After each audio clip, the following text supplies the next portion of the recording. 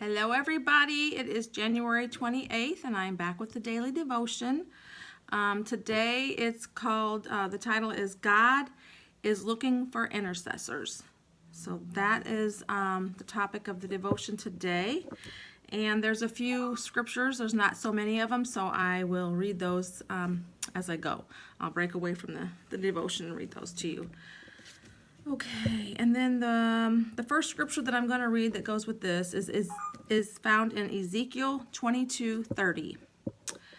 I search for a man among them who will repair the wall and stand in the gap before me on behalf of the land, so that I might not destroy it, but I found no one.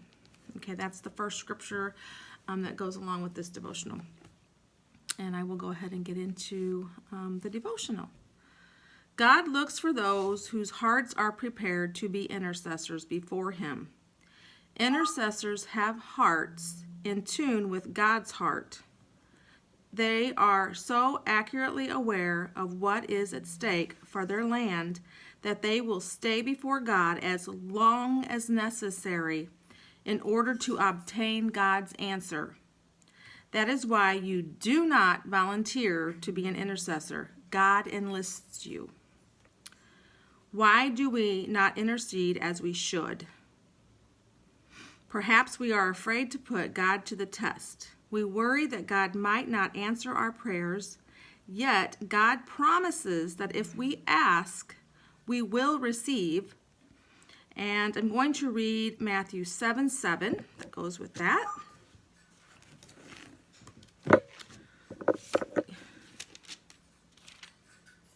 Matthew 7:7. Ask and it will be given to you. Seek and you will find. Knock and it will be opened to you. And that's Matthew 7:7. We may fail to intercede because we believe the busyness of our lives every day is more effective than prayer. Jesus warned that apart from Him, we can do nothing.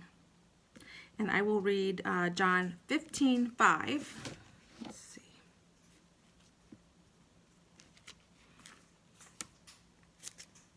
John 15:5 says, I am the vine, you are the branches. He who abides in me and I in him bears much fruit. For without me, you can do nothing. Okay? Without being intimately acquainted with God and His will, all of our labors will be futile. Perhaps we fail to intercede because we misunderstand the heart of God. Jesus wept over the city of Jerusalem as He interceded for it. And I will read Matthew 23:37.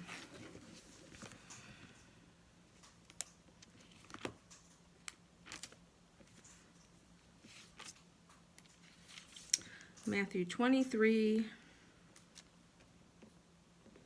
Let's see, 23:37. Okay. O Jerusalem, Jerusalem, the one who kills the prophets and stones those who are sent to her. How often I wanted to gather your children together as a hen gathers her chicks under her wings, but you were not willing.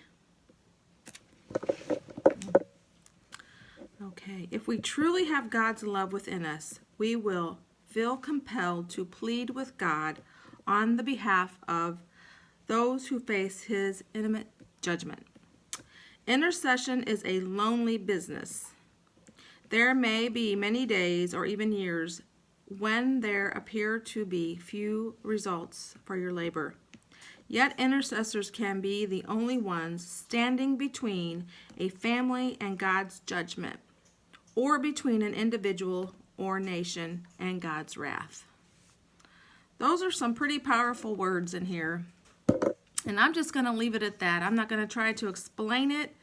But you can re-listen to this. You can go into the Bible and look up the verses that I've done.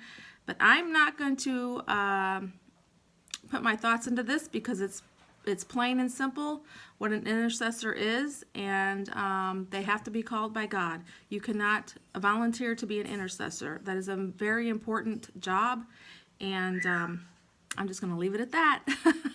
Have a good day, everybody. Be blessed. And the weekend is here almost. So take care. See you tomorrow.